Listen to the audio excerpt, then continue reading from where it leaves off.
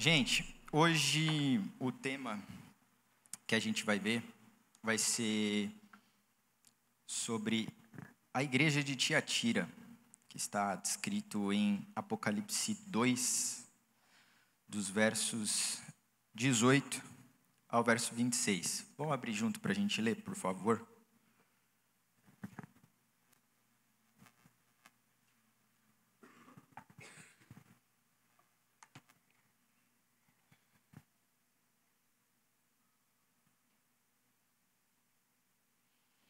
Está escrito assim.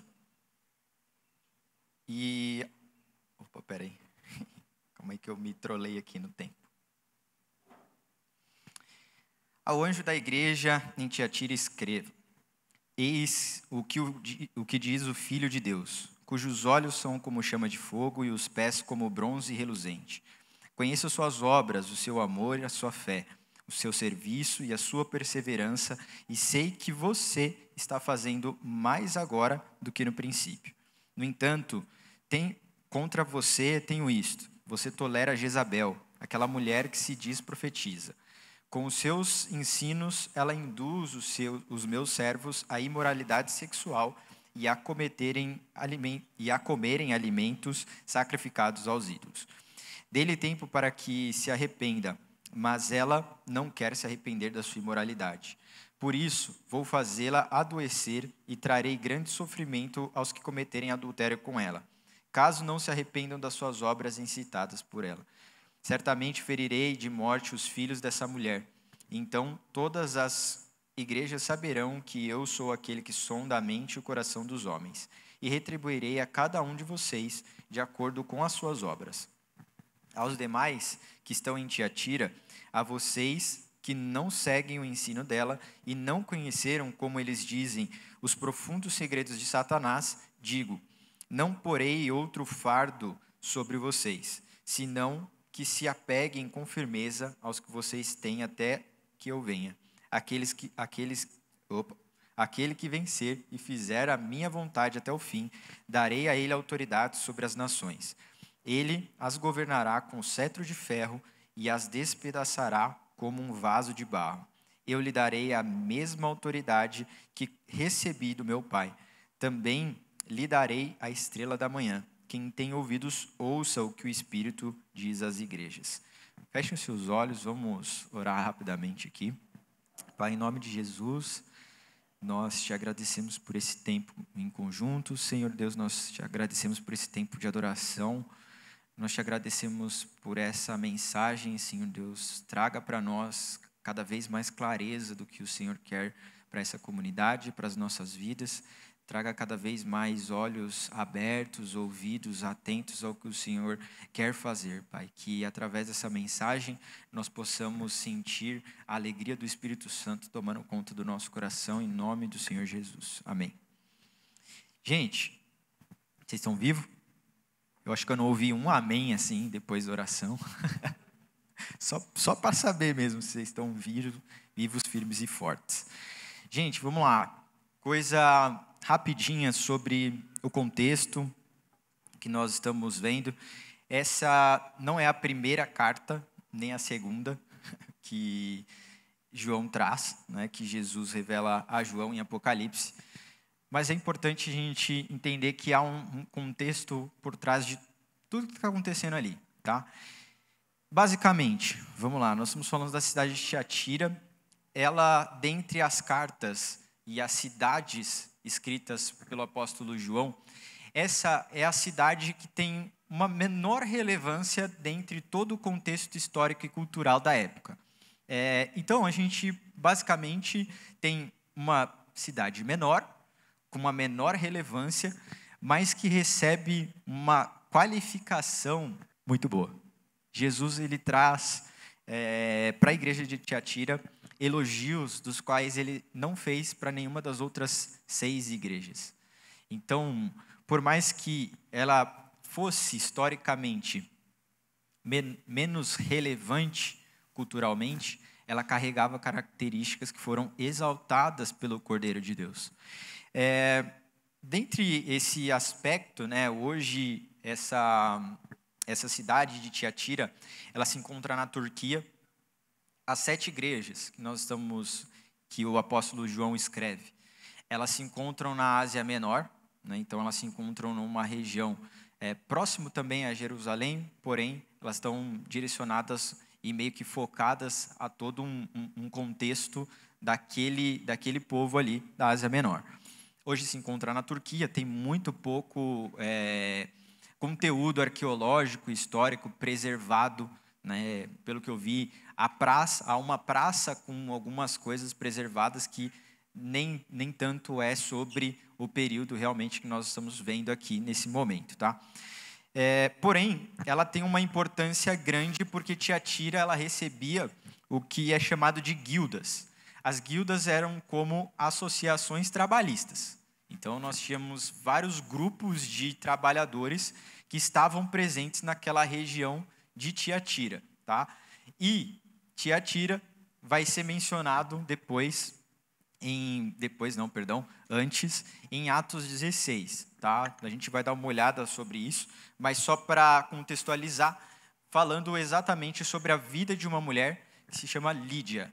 A verdade, não se sabe se ela tomou esse nome mesmo, se ela tem esse nome realmente de Lídia, ou se é porque a região também era conhecido por Lídia, né? Então, essa mulher, ela recebeu o privilégio, e a gente vai ver depois, de receber a comitiva de Paulo dentro de sua casa, né? E ela ouve a pregação de Paulo na praça e dos apóstolos que estão com ele, e através disso, a fé dela é edificada.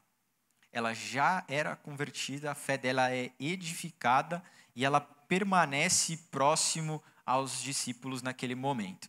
É interessante a gente notar que aqui a gente está falando de uma mulher, de uma representante de uma região que tinha polos, né, que tinham essas guildas, que eram esses polos trabalhistas, que tinham essa referência, e essa mulher é notada nas Escrituras e exaltada.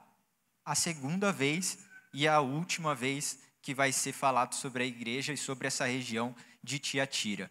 E ela é mencionada também por carregar ali púrpura, né? O que era, dentro da região também, era comum as pessoas terem ali subsídios, né, que dariam para fazer tintas para os tecidos e etc.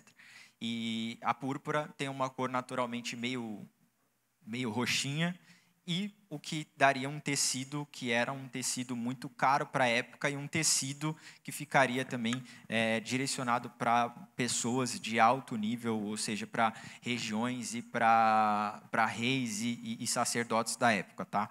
Então a gente está falando desse tipo de contexto, né? Desse tipo de trabalho, desse tipo de região. Então essas são as pessoas que congregavam em Tiatira. Então, eu falei tudo isso para vocês terem em mente, que esse era o grupo de pessoas que se reuniam em Tiatira. Assim como aqui na comunidade nós temos algumas coisas em comum, pessoas que trabalham no mercado financeiro, pessoas que trabalham com números, com contabilidade, outras pessoas que trabalham com ciências humanas, enfim, a gente tem algo em comum também, né? Essas pessoas também tinham algo em comum. E eu estou trazendo esse panorama justamente para que vocês visualizem o que eu estou trazendo agora nesse momento, para a gente ter um pano de fundo, né, para ao longo dessa pregação, tá? E aí, é muito comum que a gente olhe e pense que o livro de Apocalipse, ele justamente é o livro da revelação de Jesus Cristo. Ele é o livro da revelação dos sinais do tempo do fim. Então, é natural que a gente tenha que sempre voltar e pensar e trazer isso para o presente, trazer isso para o nosso coração, que esse livro, ele aponta exatamente isso. Mas nós temos muitas profecias aqui também, descritas nesse livro. E aí, já no capítulo 2, Jesus destina 7 direções, 7 igrejas, para que sejam notadas como modelo de igrejas que nós encontraríamos no fim dos tempos. Mas também não só como modelo positivo, mas também modelo de exortação. O Fábio Coelho fala muito sobre a relação da profecia, né? Ela tem um caráter de edificação, exortação e consolo. Então, uma profecia por completo, ela carregava esse intuito. E a gente vê que é comum nas cartas que Jesus direciona às igrejas exatamente isso. Jesus traz uma edificação, na sequência ele traz uma exortação e um consolo, certo? Então é uma coisa que tem em comum entre as cartas também, tá? Trazendo um outro ponto de vista, outro padrão, né, que é notado nas cartas, nós temos a repetição, né,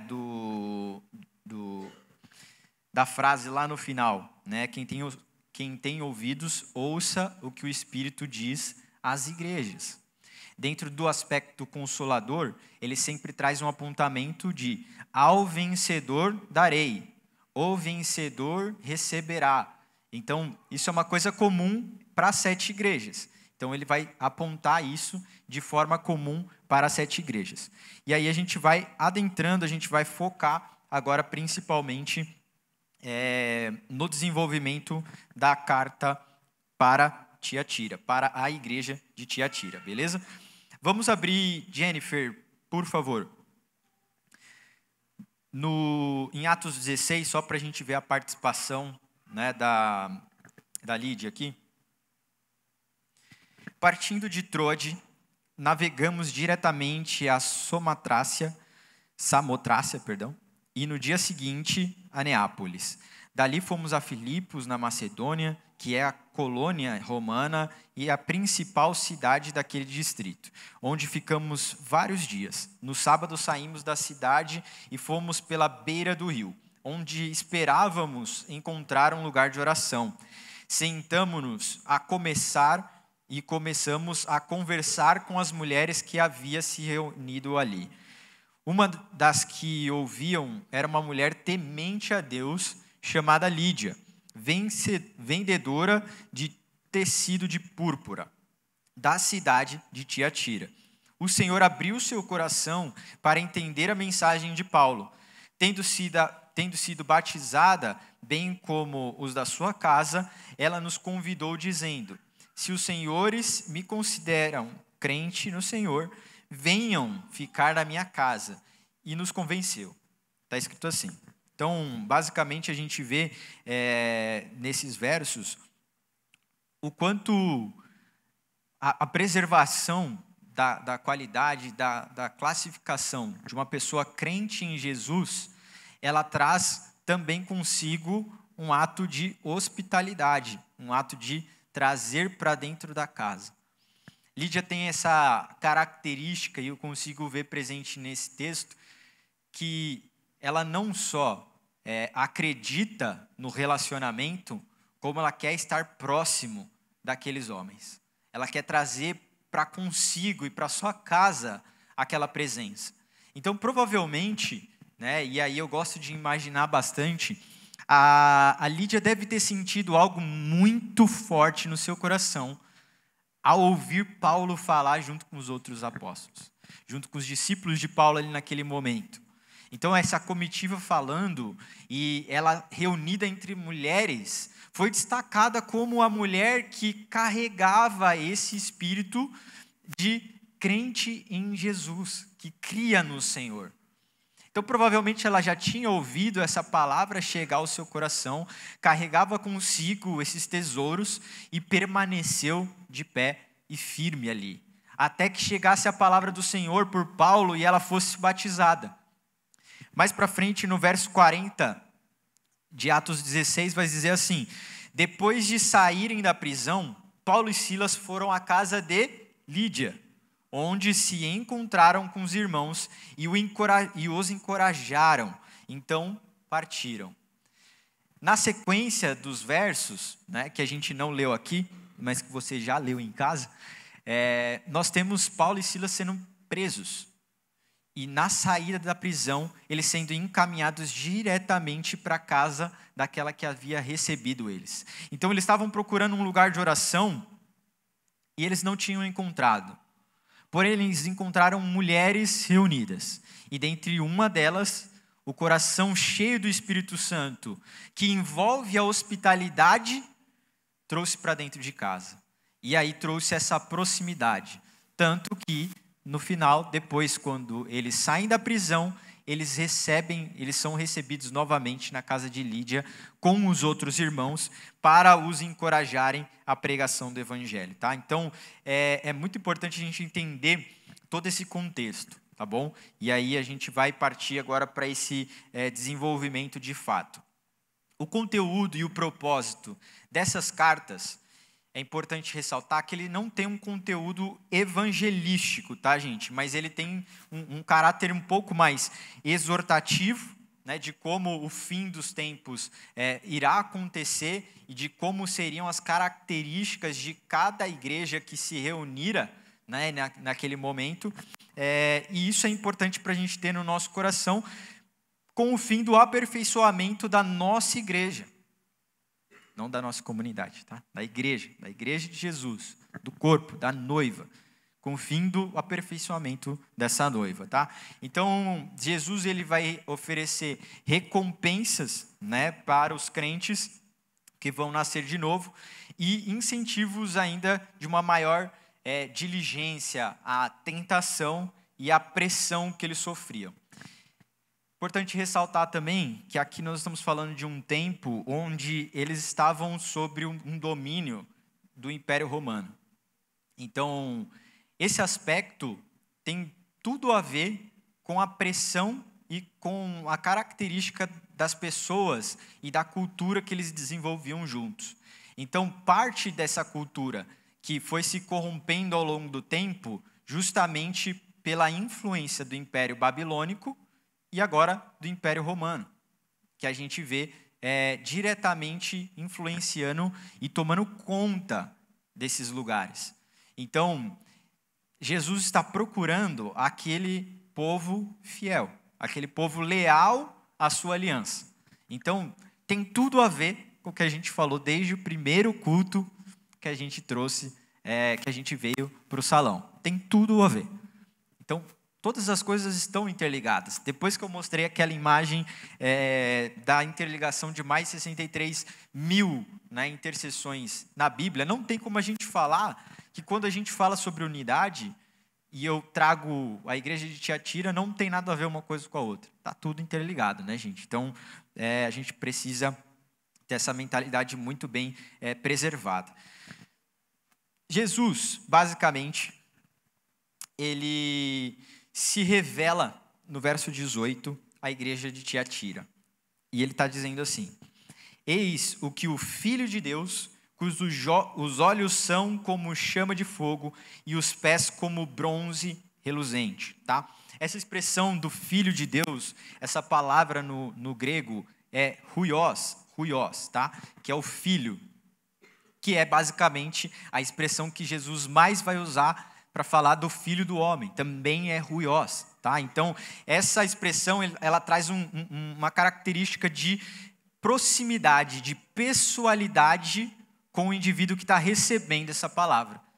Então, ele traz o caráter de pessoalidade, de ser um ser humano, mas totalmente Deus, mas também o caráter de proximidade com o divino. Então, você vai se aproximando daquele que tem a luz, daquele que é divino também em sua natureza. Tá? Então, ele está revelando esse caráter divino, porém também pessoal, também de humano que veio à Terra, se tornou o Filho de Deus em carne e osso, encarnado, e que padeceu pelos nossos pecados, porém ressuscitou como o Filho unigênito de Deus e o nosso Cordeiro. Tá? Então, isso é extremamente relevante a gente entender, porque ele já começa trazendo uma revelação de quem ele é. Então, essas características principalmente, né, com os olhos de chamas de fogo e com os seus pés de bronze reluzente, nos remete à visão de Daniel 10, né, e também de Apocalipse 1. Tá? Então, ele traz sempre essa memória. Novamente, a gente interligando pontos entre a palavra de Deus. Tá? Então, é importante no nosso coração ter a certeza e ter a convicção e ter essa vontade, esse desejo de ir cada vez mais perto do Senhor, conhecendo quem Ele é. E como que a gente conhece quem Ele é? Lendo sobre o que Ele disse que Ele era. Não há nada mais importante para a gente do que conhecer do que se relacionando. Se eu ver os meus amigos apenas uma vez por semana, eu vou conhecer eles menos do que se eu ver 4 vezes por semana. Do que se eles enjoarem de ir na minha casa e de verem como é a minha vida com a minha esposa, como é a minha vida de esposo, amigo e de servo, e no caráter também da pregação, de oração. Então, quanto mais eu me relaciono, mais eu conheço. Quanto mais eu me aprofundo nas Escrituras, mais eu tenho o privilégio de poder conhecê-lo ainda mais. Então, as disciplinas espirituais, elas servem justamente para isso, para que cada vez mais você possa se aproximar dessa revelação de Jesus Cristo, de conhecê-lo não só em partes, mas em sua totalidade.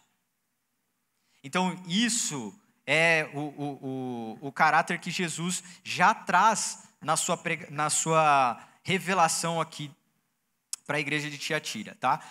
Os seus pés como bronze reluzente também, há alguns teólogos que falam sobre o caráter por ter guildas ali, e provavelmente a gente tinha uma guilda de bafeiros, que eram as pessoas que mexiam com metais na época e tudo mais, e que faziam os bronzes e etc., e que poliam esses materiais, tem uma relação de trazer também a proximidade, a pessoalidade com relação à igreja de Tiatira. Tá? Então isso é bem importante. Aí ele começa com o caráter edificativo, com a aprovação para a igreja de Tiatira. Verso 19 dizendo: conheço as suas obras, o seu amor, a sua fé, o seu serviço e a sua perseverança. Ele traz aqui 5 pontos: obras, amor, fé, serviço e perseverança, para edificar, para aprovar essa igreja que se reunia em Tiatira. Então, basicamente, o que ele faz nesse início é exaltar as qualidades que ele não exaltou em nenhuma das outras igrejas, mas que ele exalta daquele povo especificamente. E o mais interessante é ele exaltar exatamente o ponto do amor e da fé que havia naquelas pessoas. Então, a igreja de Tiatira que se reunia, ela provavelmente tinha em seu coração, em sua cultura, um caráter de amor muito forte, de fé muito grande, e principalmente de perseverança, porque ele vai dizer assim: e sei que você está fazendo mais agora do que no início. Olha que bonito isso, porque Jesus ele vai sempre trazer para nós exemplos de pessoas, de igreja, vai sempre trazer exemplos de pessoas que foram fiéis e que preservaram aquilo que ele nos entregou. Então, ele vai cobrar de nós aqui a fidelidade daquilo que ele nos entregou. E basicamente ele aprova a igreja de Tiatira por ser fiel a isso. E por estar em um ponto, né, agora está fazendo ainda mais do que eles receberam no início. Então, assim, basicamente, Jesus tão somente revela a João que eles estavam fazendo naquele momento mais do que o princípio. Houve uma evolução. Houve uma evolução. Tá bom? A exortação. Jesus segue dizendo: no entanto, contra você eu tenho isso. Você tolera Jezabel. Em algumas traduções vai dizer... o espírito de Jezabel, né? E aí, seguindo, ele vai falar, aquela mulher que se diz, profetiza, que com os seus ensinos ela induz os meus servos à imoralidade sexual e a comerem alimentos sacrificados aos ídolos. Isso aqui é claramente uma referência direta a Jezabel, que é falado no Antigo Testamento, que vai ser falado lá em 1 Reis 16, que foi esposa de Acabe, do rei Acabe. E nós temos algumas características de Jezabel. Basicamente, Jezabel, ela tinha um espírito muito grande de influência sobre o rei Acabe. E principalmente levando imoralidade para dentro do povo. Ela vinha de uma cultura fenícia, né? A origem dela era fenícia, e dessa cultura havia muita coisa de imoralidade sexual. Então, isso entrava no meio do povo.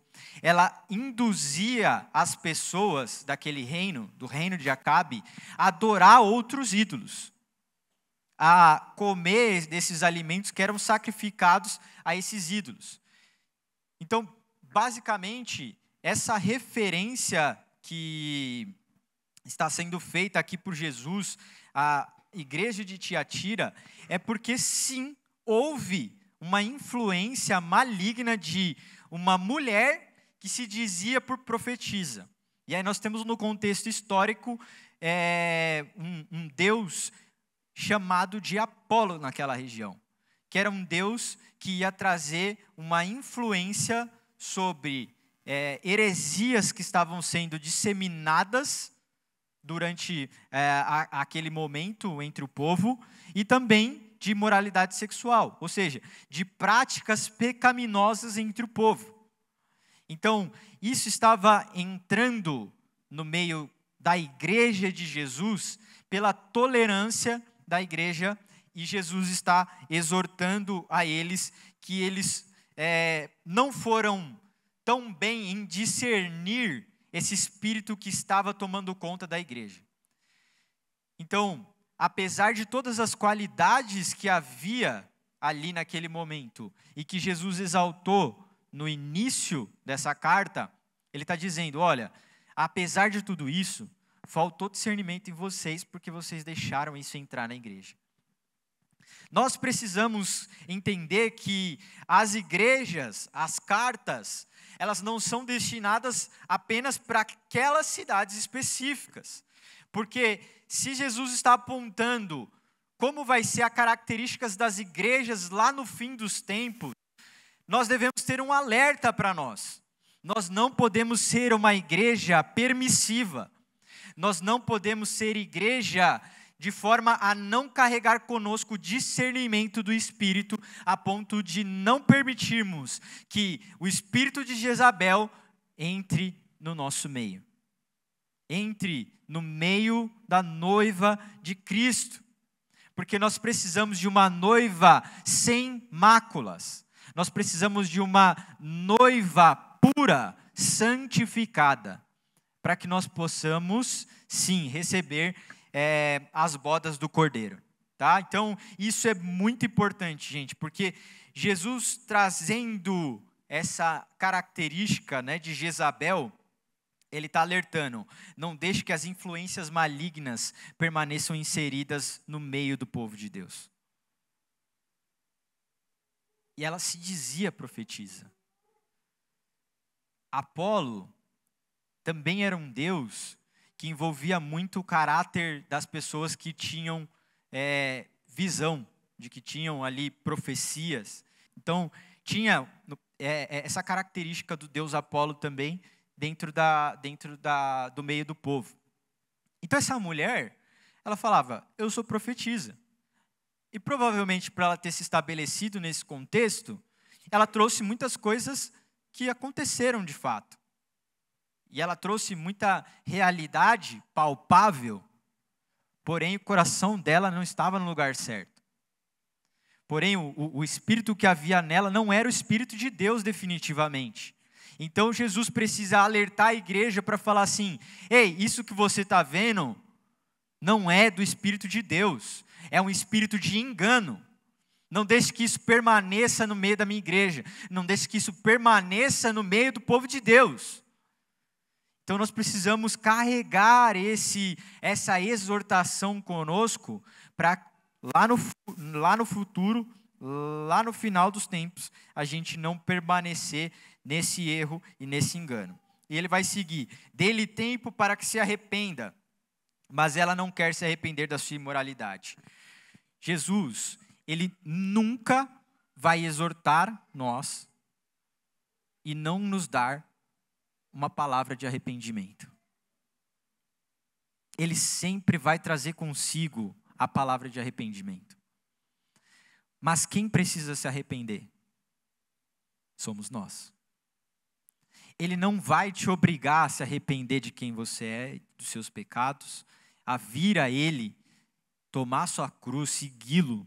Ele não vai te convencer a isso sem você estar com o seu coração totalmente aberto a receber a palavra de Deus. Você precisa abrir o seu coração ao arrependimento. Ao arrependimento. Para no final dos tempos, nós termos tidos como aqueles que vão também herdar o reino de Deus. Então ele traz essa palavra de arrependimento, que traz basicamente liberdade para nós e consciência. Então nós precisamos ter a consciência de que o arrependimento, ele é algo genuíno e que deve permanecer no meio da igreja continuamente. A gente não pode deixar de se arrepender. Não vai ter um dia, enquanto a gente estiver nesse reino falido, em que a gente não vai ter que se arrepender. A gente vai ter que estar sempre se arrependendo, porque nós estamos sempre dentro dessa influência maligna do nosso coração que quer puxar a gente para trás. Quanto mais a gente tiver com o coração aberto ao arrependimento, mais fácil vai ser de nós ouvirmos o Espírito Santo nos direcionando. Ei, arrependa-se.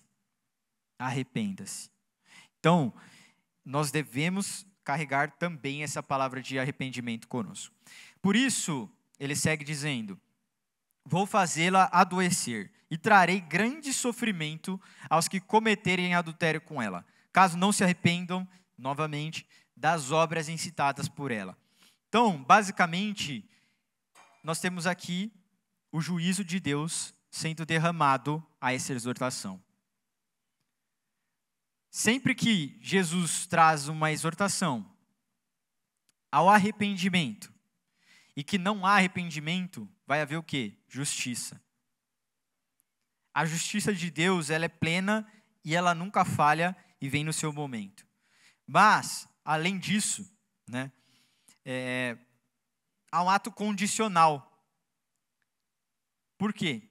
Porque está dizendo assim: caso não se arrependam dessas obras. Ou seja, se eles se arrependerem, não é esse o juízo que vai cair sobre aquela igreja. Não é esse juízo que vai cair sobre aquelas pessoas. Então, o mesmo tanto que Deus, ele é misericordioso e compassivo, imagina lá no videogame, né, as barrinhas de vida.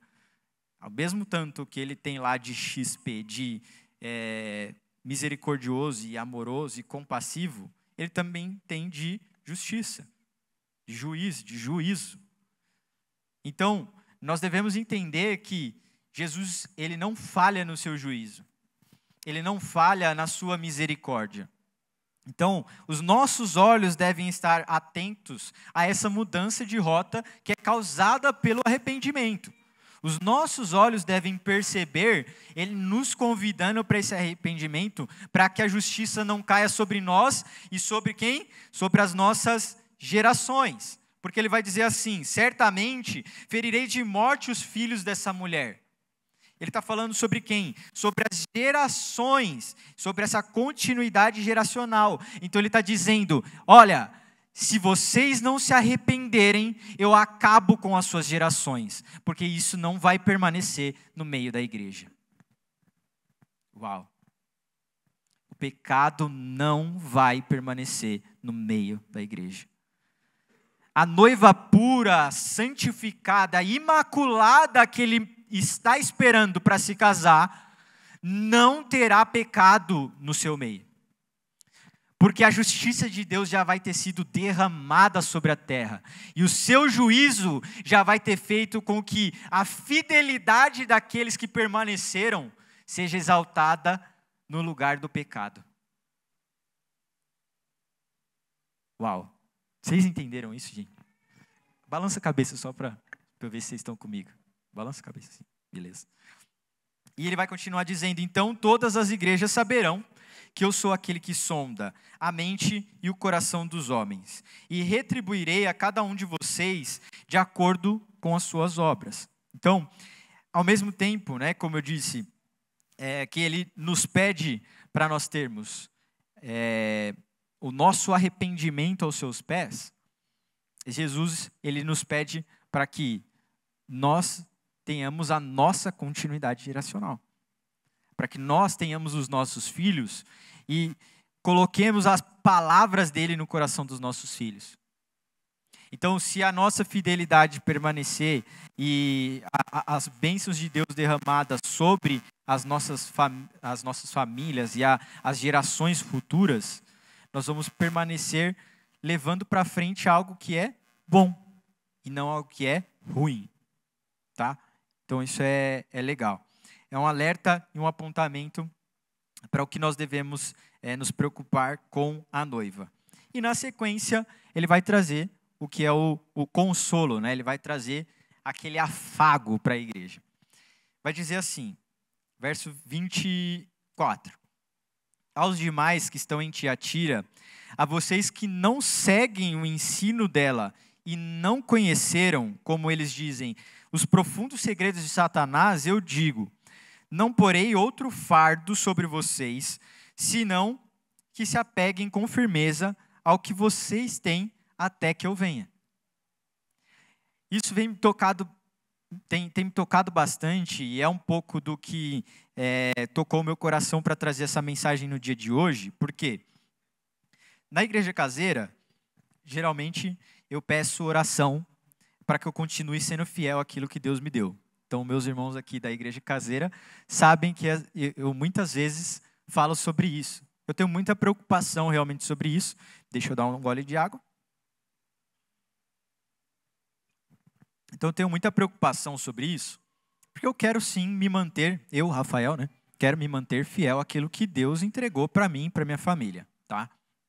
E Jesus está apontando exatamente isso, né? Que essas pessoas que não seguiram, né, o ensino dessa profetisa e que não conheceram os segredos de Satanás, eles não vão ter um fardo maior, eles não vão ter outro fardo além, né, sobre eles, se não se apegarem com firmeza ao que Deus já tinha entregado a eles, até que ele venha, ou seja, até o seu fim.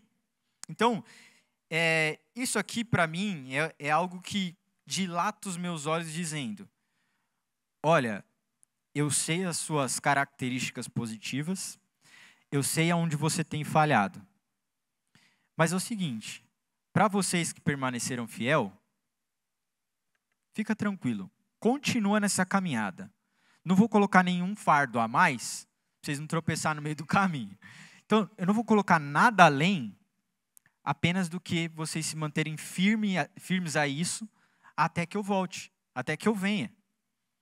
Então, tem o abraço de Jesus dizendo assim, não vai haver mais do que o que vocês já estão passando. Porém, vocês devem se manter sim fiéis a isso. Vocês devem sim se manter no mesmo lugar. Quem aqui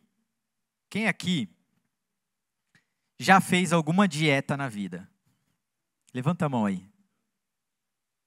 Beleza. A gente sabe que dieta, alô nutricionistas, a gente sabe que dieta é aquela coisa, né? A gente começa mal empolgado.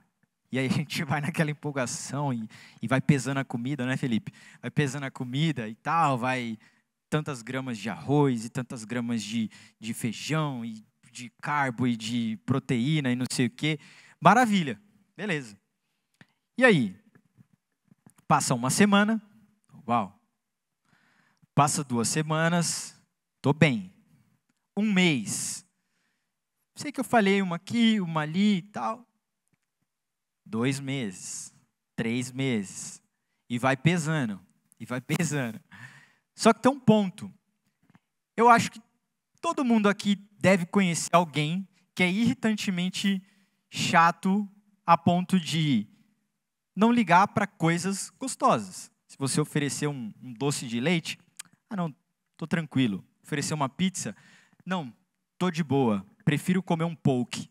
Prefiro comer uma saladona. Todo mundo daqui deve conhecer alguém que é assim. E que essa pessoa tem na sua vida mesmo, tem um estilo de vida de alimentação saudável. Qual que é a grande diferença, gente? A grande diferença é que, enquanto dieta, nós entendemos como uma obrigação, como um alvo. Eu quero atingir um alvo. E para isso, eu preciso de uma dieta, preciso de uma disciplina para que eu consiga chegar nesse alvo, na minha meta. Já aquela pessoa que tornou isso um estilo de vida, essa pessoa já não tem mais a grande preocupação de se um dia ela comer uma pizza, ela furar tudo para sempre. E voltar a comer pizza 3 vezes por semana. E hambúrguer 2. Ela já não tem essa preocupação, porque ela sabe que as concessões que ela faz para hoje, amanhã, ela já vai estar de volta se alimentando bem. Então ela tornou daquilo alimentação, um estilo de vida. Gente, eu vejo aqui, nesses textos, basicamente, o Senhor nos chamando a ter um estilo de vida de adoração. A ter um estilo de vida conhecedor do seu coração. A ter um estilo de vida de devoção ao Pai. Então isso, para mim, é uma comparação muito cabível. Porque se a gente tornar isso com as disciplinas espirituais como uma obrigação, ou como um alvo a ser seguido, a gente não vai tornar isso um estilo de vida. A gente precisa tornar um estilo de vida. E não uma obrigação. Disciplinas espirituais são o coração do Senhor naqueles que o amam. Então, se eu jejuo com frequência, cada vez mais eu me torno sensível ao Espírito Santo. Isso faz parte da minha vida. Isso não é apenas uma memória. Os discípulos jejuavam, né? Mó difícil, né? 12 horas de jejum. 24 horas sem comer. Ou você faz alguma concessão, né? Um jejum de Daniel. Vou parar de comer carne. Eu conheço alguns irmãos assim que tem um pouquinho de dificuldade aí com comer carne.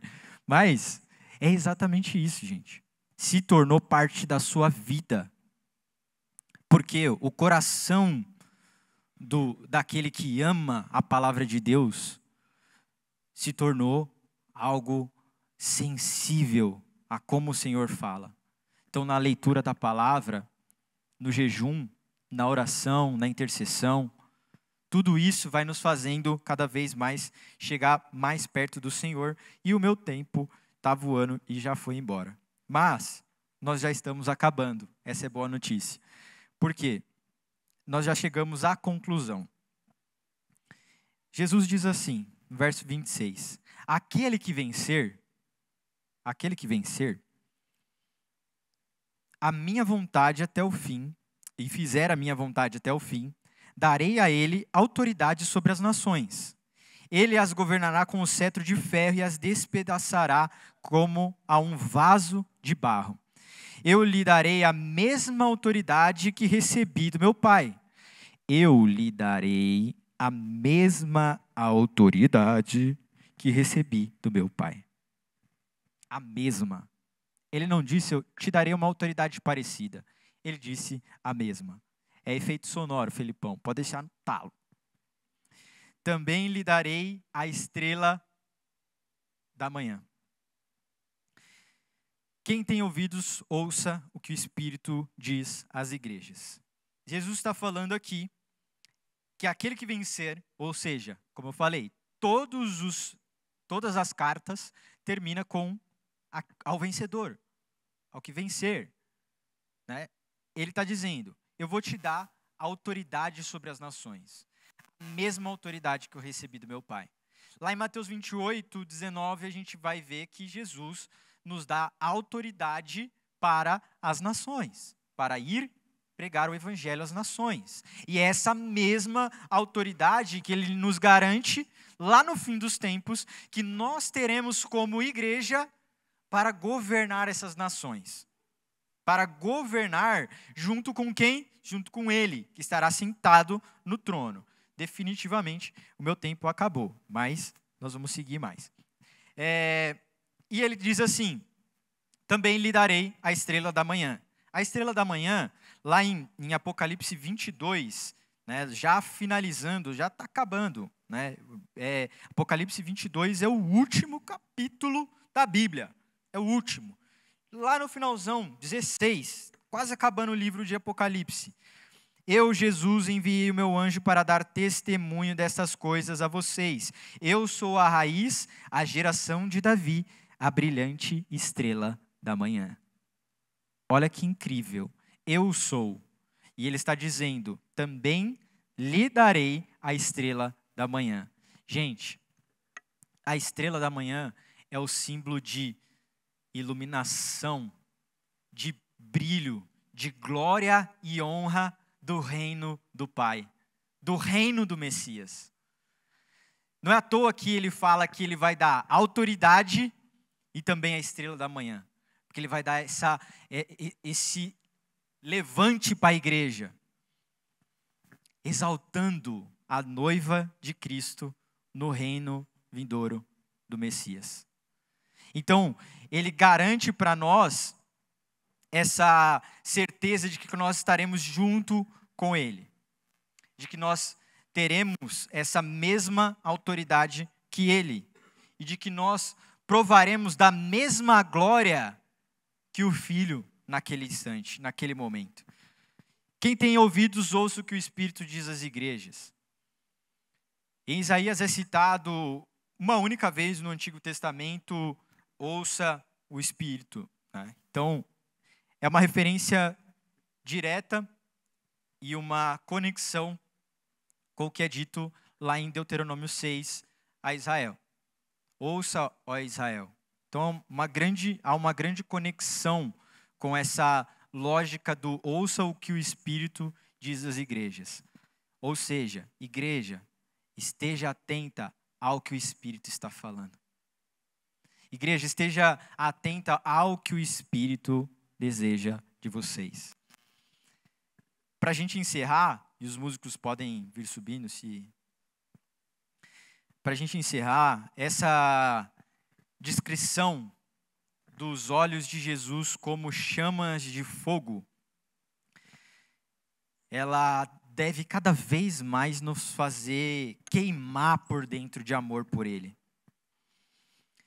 Em Daniel é visto um rio também de fogo. Cada vez mais que eu penso sobre isso, eu penso na glória que é manifesta ao nós olharmos para os olhos de Jesus como chama de fogo. Eu penso na glória que nos é dispensada ao conhecer cada vez mais do que tem dentro desses olhos. E esses olhos como chamas de fogo, eles revelam realmente a santidade de Jesus. A santidade de Jesus. Eles revelam essa justiça que está dentro dos seus olhos. Então, o mesmo fogo que queima por santidade, por devoção, o mesmo fogo que arde por necessidade do Messias, é o mesmo fogo que cairá com justiça. É o mesmo fogo que cairá para consumir o altar, para consumir os sacrifícios pelo Messias. Ontem eu tive uma grande impressão do Espírito. E essa grande impressão do Espírito dizia exatamente sobre o quanto nós devemos, ao longo do tempo, olhar para isso e ter a certeza e a convicção. Jesus não vai dividir o seu reino com nenhum outro Deus. Jesus não vai dividir o seu reino com nenhum Satanás, nenhum outro Deus levantado por nações. Ele governará sozinho, Ele, o Pai e nós. Vocês têm que ter isso vivo no coração. Mas além disso, o que Deus me despertou foi: nós precisamos de pureza. Nós precisamos do caráter da santidade dentro da nossa comunidade, dentro do povo de Deus. Nós não podemos ser permissivos com o pecado. Nós não podemos ser permissivos com a ira de Satanás ao ver as famílias se levantando contra ele.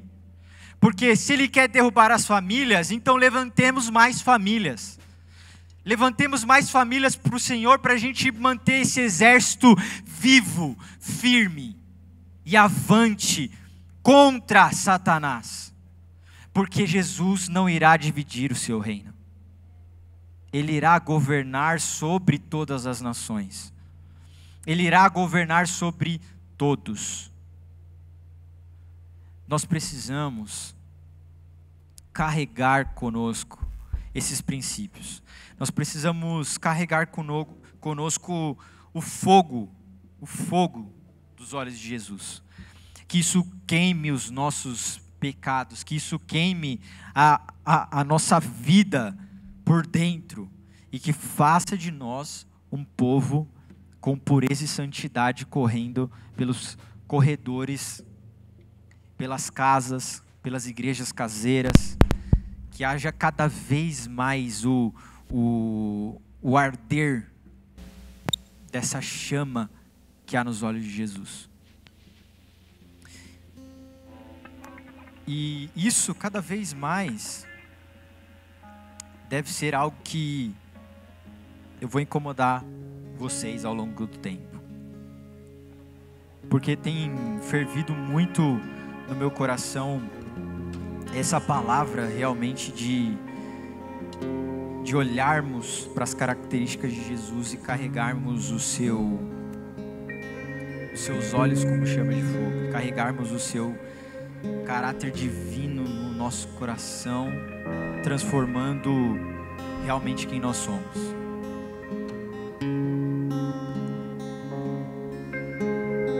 Essa não é apenas uma ministração para nos inspirar a isso, mas é também uma ministração para que traga a alegria do Espírito de que Ele sempre vai estar ao nosso lado, nos impulsionando para olhar para Ele e nos arrependermos. Essa é uma ministração para que haja nos nossos corações o intuito de estar cada vez mais próximo do Messias e receber essa alegria da sua vida.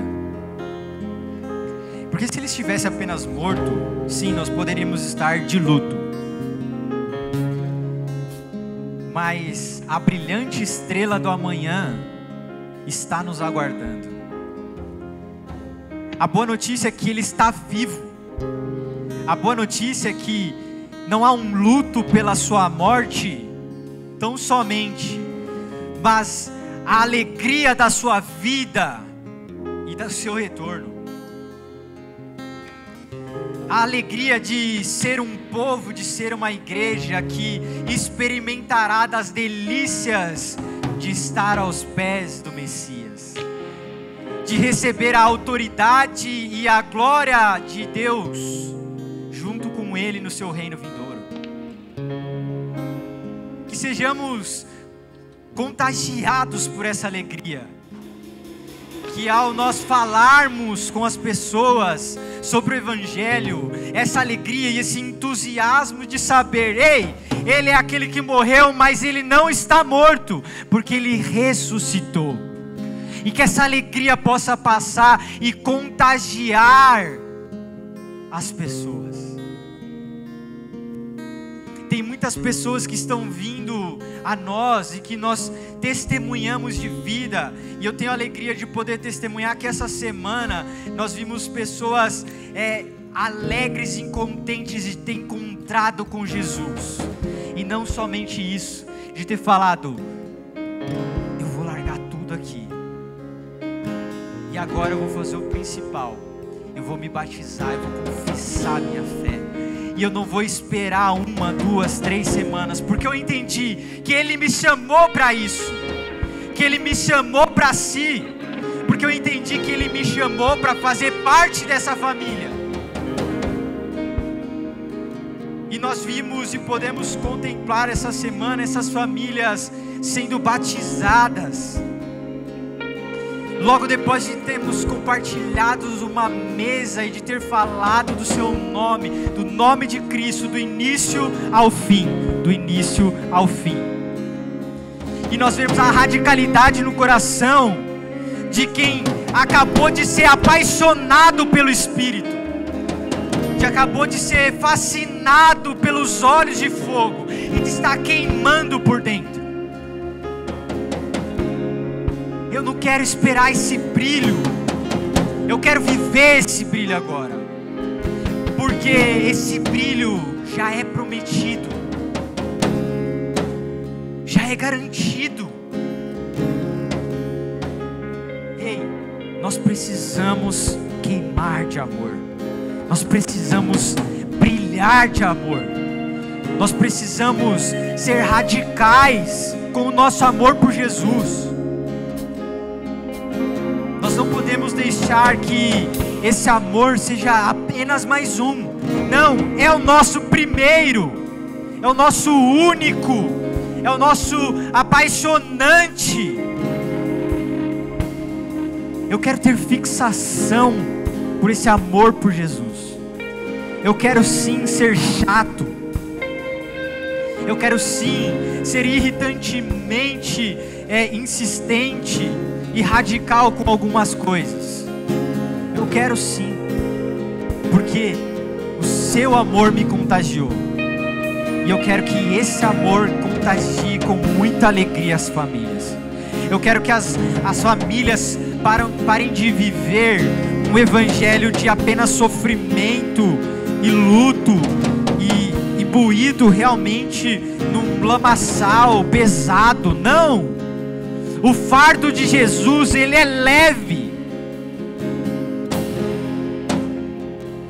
O jugo de Jesus para os seus filhos, ele é leve, porque ele tomou sobre si todas as nossas dores. Porque ele tomou sobre si todo o nosso pecado. Não há mais condenação, ó famílias, não há mais condenação.